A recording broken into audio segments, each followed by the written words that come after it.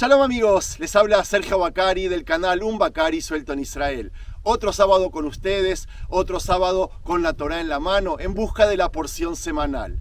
Y mientras en las sinagogas de Israel y del mundo se está leyendo una porción que se llama Vayeshev, del primer libro, Génesis, nosotros estamos en un lugar llamado Nahal Pratzim, un valle que se llama Pratzim, que es más que nada un cañón, y que algunas de las cosas que nos cuentan en la porción sucedieron aquí mismo. Porque sí, nosotros revivimos los capítulos de la Biblia desde el mismo lugar de los hechos. La porción, como les dije, se llama Vayeshev. ¿Qué significa Vayeshev? Significa que se asentó. ¿Quién se asentó? El patriarca Jacob, Israel en Hebrón, cuando terminó de retornar desde Harán, que había estado 20 años. Amigos, lo que vamos a hacer hoy, vamos a aprender sobre lo que nos quiere decir la Torá, por lo menos lo que yo interpreto, qué quiere que sepamos, qué quiere que aprendamos de la vida de su hijo Yosef. Yosef era el 11º hijo de Jacob, el primer hijo que había tenido con su amada esposa Rachel, y quizás por eso era el favorito. Y él no lo ocultaba, lo dice en la Biblia. Cierto día él incluso le compró una túnica de rayas, de colores, que eso causó la envidia, los celos de todos sus hermanos, que lo celaban mucho. Un celo que se transformó en odio cuando Yosef no solo que empezó a soñar, sino que empezó a interpretar los sueños y contárselos a toda su familia. Entre los sueños, él decía que vendrá el día, eran visiones proféticas, que él decía que vendrá el día y que él gobernará sobre todas sus familias. ¿Qué pasó con ese odio? Los hijos decidieron asesinarlo. Sí, deshacerse de él por completo. Hasta que el primogénito de todos, Reubén, dijo de que en vez de asesinarlo, es mejor tirarlo en una cisterna de agua, en un pozo de agua. Y él después iba a ver lo que iba a hacer. Él tenía planeado rescatarlo de ahí y salvarle la vida. Pero los hermanos, aprovechando de que Reubén no estaba, lo sacaron de ese pozo y vieron que pasaba una caravana de camellos de los ismaelitas rumbo a Egipto, y Yehudá, otro de los hermanos, decidió venderlo a esa caravana de camellos. Amigos, esa caravana que salió desde el desierto del sur de Hebrón, pasó por todo el desierto de Judea y llegó hasta el límite en el que estamos ahora. ¿Por qué hasta aquí? Porque este valle que voy a entrar ahora, este cañón que vamos a entrar ahora, es el único paso que hay para pasar a Egipto en caravanas de camellos. Y sí, amigos, por aquí pasaron los camellos junto a Yosef recién vendido. No solo eso, por aquí pasarán años después todos los hermanos de Yosef, salvo uno, Binyamin. Pero que ese hermano sí pasó por aquí con su padre Jacob rumbo a Egipto. Pero bueno, todo eso se los voy a contar mientras recorro este hermoso valle, este hermoso cañón. Amigos, otra vez gracias por participar, y si les gusta el material que hago, si les gusta el video o este video o los próximos, no se olviden de regalarme un me gusta. ¿Empezamos? ¡Vamos! Por aquí voy a descender y voy a empezar nuestro recorrido mientras les quiero mostrar lo que se ve por encima del cañón que vamos a entrar, toda esta parte del desierto desértica, y como ven es un amplio valle que es el único lugar, como les dije, por el cual se podía entrar o pasar, era el único pasillo que se podía transitar con los camellos, que no solo esto, sino todos los comerciantes que venían quizás desde Europa, quizás desde el lejano oriente y querían pasar a Egipto. Cuando ustedes entiendan la topografía, la geografía de Israel, van a entender que este es el único lugar por el que pasó el patriarca José. Aquí dejamos el auto, el vehículo, y vamos a descender para empezar nuestro paseo. Síganme. Como les dije antes, los hermanos vendieron a Yosef a los ismaelitas. Una vez vendido, los hermanos tomaron la túnica de Yosef y después de sumergir la túnica en sangre de cabra, engañaron a su padre para que pensara que su hijo favorito había sido devorado por alguna bestia salvaje. Yosef fue vendido por los comerciantes a un Egipto de alto rango llamado Potifar, ya en Egipto. Eventualmente se convirtió en el supervisor de la casa de Potifar. En Génesis 39, amigos, leemos de cómo Yosef sobresalió en sus funciones. Se convirtió en uno de los siervos de mayor confianza de Potifar y fue puesto a cargo de su casa. Potifar podía ver que cualquier cosa que hiciera Yosef Dios estaba con él y prosperaba en todas las cosas que hacía, era algo increíble. Lamentablemente, la esposa de Potifar trató de seducirlo. Él constantemente se negaba a esas insinuaciones, mostrando honor para el amo que le había confiado mucho y diciendo que sería un pecado contra Dios si se acostara con la esposa de Potifar. Hasta que cierto día, la esposa de Potifar lo tomó por su ropa y nuevamente hizo insinuaciones sexuales. Yosef huyó, dejando su manto en su mano. Con mucha ira, ella lo acusó falsamente de invento de violación y Potifar lo puso en prisión. En la cárcel, nuevamente bendecido por Dios, Yosef interpretó los sueños de dos de sus compañeros de aquella prisión. Ambas resultaron ser verdaderas. Y luego uno de los hombres fue liberado de la cárcel y restaurado a su posición como copero del rey. Pero el copero se olvidó de José y no habló con el faraón acerca de él. Hasta que pasó el tiempo y 2 años más tarde, el propio rey tuvo algunos sueños que le perturbaban. Y el copero recordó el don que tenía Yosef de interpretar sueños. El rey llamó a Yosef y le contó sus sueños. De acuerdo a los sueños del faraón, Yosef predijo 7 años de cosechas abundantes, seguidos por 7 años de una severa hambruna en Egipto, y aconsejó al rey para que empezara a almacenar grano como parte de una preparación para la próxima escasez. Por su sabiduría, Yosef se convirtió en gobernante de Egipto, segundo después del rey. ¿Qué me dicen del lugar, amigos? Hermoso, ¿verdad?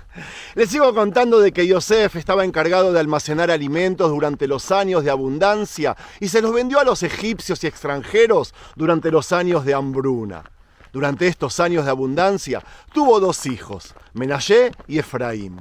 Cuando el hambre azotó, llegó incluso hasta aquí, hasta la tierra de Canaán. Jacob, que estaba aquí, envió a 10 de sus hijos a Egipto para comprar grano. Jacob no dejó que Binyamin, su hijo más joven y el único otro hijo de Rachel, se fuera. Entonces, amigos, tenemos que no solo Yosef pasó por aquí, sino que también todo el resto de los medio hermanos. Mientras estaban en Egipto, los hombres se reunieron con su hermano perdido, a quien ellos no reconocieron. Sin embargo, Yosef reconoció a sus hermanos.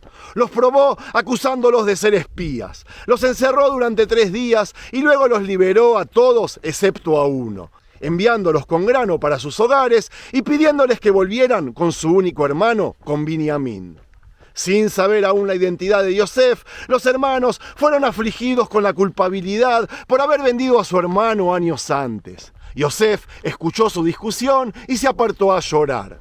Él mantuvo a Simón, el segundo hijo de Jacob, y envió a los demás por su camino, devolviendo secretamente el dinero en sus sacos de grano. Cuando los hermanos más adelante se dieron cuenta que les habían regresado el dinero, temieron aún más. Pero una vez en casa, le dijeron a Jacob todo lo que les había sucedido. Jacob lloró de nuevo la pérdida de Yosef y a eso añadió la pérdida de Shimón.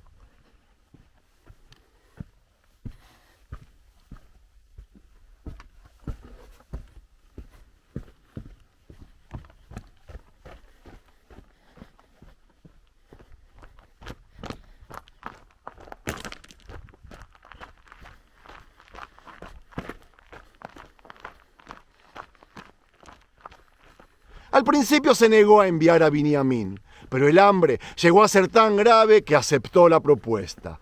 Yehudá persuadió a Jacob que enviará a Binyamin con él, dando su propia vida como garantía. Jacob estuvo de acuerdo, enviando también de las mejores frutas y el doble del dinero para aquel grano. Cuando Yosef vio a los hombres ya en Egipto, ordenó a sus siervos que sacrificaran un animal y prepararan una comida para que Yosef cenara con sus hermanos. Temerosos por la invitación a la casa de Yosef, los hermanos se disculparon con el mayordomo por el dinero que había sido devuelto la primera vez. El mayordomo los tranquilizó y trajo a Shimón. Cuando Yosef regresó, los hermanos se inclinaron ante él, cumpliendo su profecía anterior. ¿Se acuerdan que les conté al principio? Les preguntó sobre el bienestar de su familia y de nuevo se puso a llorar, esta vez entrando en su cámara. Cuando los hombres se sentaron a comer en una mesa aparte, se quedaron sorprendidos de ser puestos en la mesa por orden de nacimiento. A Binyamin le dieron además 5 veces más la porción que los demás hermanos habían recibido. Antes de enviarlos de vuelta a su padre, Yosef nuevamente probó a sus hermanos, devolviendo el dinero en sus sacos de grano y poniendo su copa de plata en el saco de Binyamin. Él dejó que los hermanos iniciaran en su viaje y luego envió a su mayordomo tras ellos para fingir ira y amenazar con matar a Binyamin. En presencia de Yosef, Yehudá abogó por la vida de su hermano menor, diciendo que si moría, también moriría su padre Jacob. Yehudá habló del duelo de Jacob por la pérdida de Yosef y la convicción de que su padre no podría soportar si perdía a su otro hijo.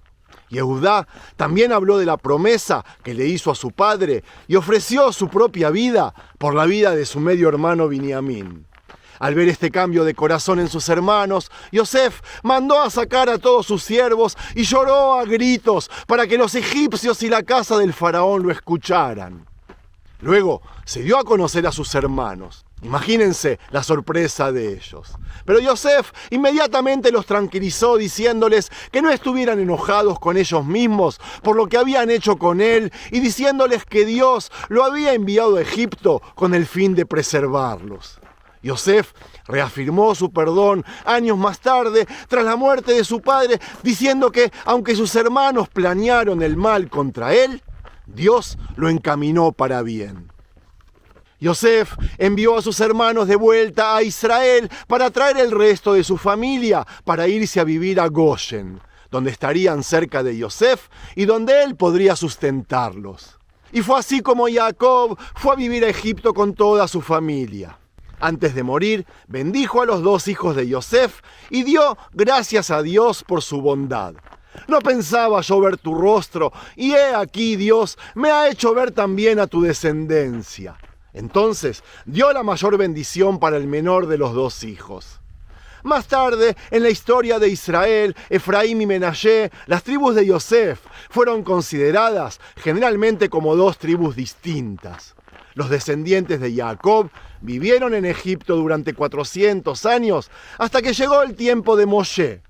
Cuando Moshe sacó a los hebreos de Egipto, él tomó los restos de Yosef, así como Yosef lo había solicitado. ¿Qué me dicen, amigos? Lo que les quería contar es de que hay mucho que aprender de la historia de Yosef. Como padres, recibimos advertencias sobre el favoritismo de Jacob y los efectos que puede tener sobre otros hijos, como se ve, por ejemplo, en el orgullo del joven Yosef y la envidia y el odio de sus hermanos por otro lado. En la vida de Yosef tenemos otro ejemplo de cómo manejar la tentación sexual. Hay que saber dar un paso al costado y tenemos además una imagen clara de la fidelidad de Dios. Él no abandona a sus hijos, incluso en medio del sufrimiento. Dios estaba con Yosef, nos citaron varias veces en esta porción. Puede haber muchas circunstancias penosas en las que nos encontramos, y algunas de ellas pueden incluso ser injustas, nos enseña esta porción. Por ejemplo, las que experimentó Yosef en toda su vida. El judaísmo cree que a pesar de todo, aprendemos del relato de su vida que hay que seguir permaneciendo fieles y aceptando que Dios, en última instancia, está en control, que podemos estar seguros de que Dios recompensará nuestra fidelidad en la plenitud de los tiempos. Esto en cuanto al judaísmo. Supongo que los hermanos cristianos también encuentran muchas similitudes de alguien que fue despreciado por sus propios hermanos. Me estoy refiriendo a Jesús y cómo Dios lo acompañó durante todo su camino a pesar de todo. ¿Quién culparía a Yosef si él hubiera rechazado a sus hermanos en su necesidad? Sin embargo, a pesar de eso, Yosef les mostró misericordia. Y según el judaísmo, y me arriesgo a decir también el cristianismo, Dios desea que tengamos misericordia por encima de todos los demás sacrificios. La historia de Yosef, amigos, y para terminar, presenta también una visión increíble de cómo Dios soberanamente obra para vencer el mal y llevar a cabo su plan. Y aquí vemos cómo después de todos sus sufrimientos, Yosef fue capaz de ver la mano de Dios obrando. cuando reveló su identidad a sus hermanos, habló del pecado de ellos de esta manera.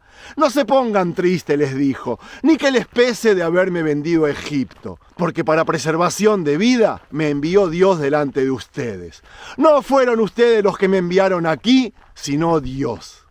Más tarde, Yosef nuevamente tranquilizó a sus hermanos, ofreciendo perdón y diciendo: pensaron mal de mí, pero Dios lo encaminó a bien.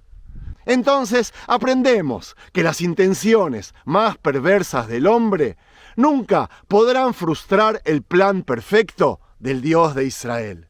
Antes de terminar, quiero dejarlos solos con los sonidos del silencio de este desierto. 30 segundos.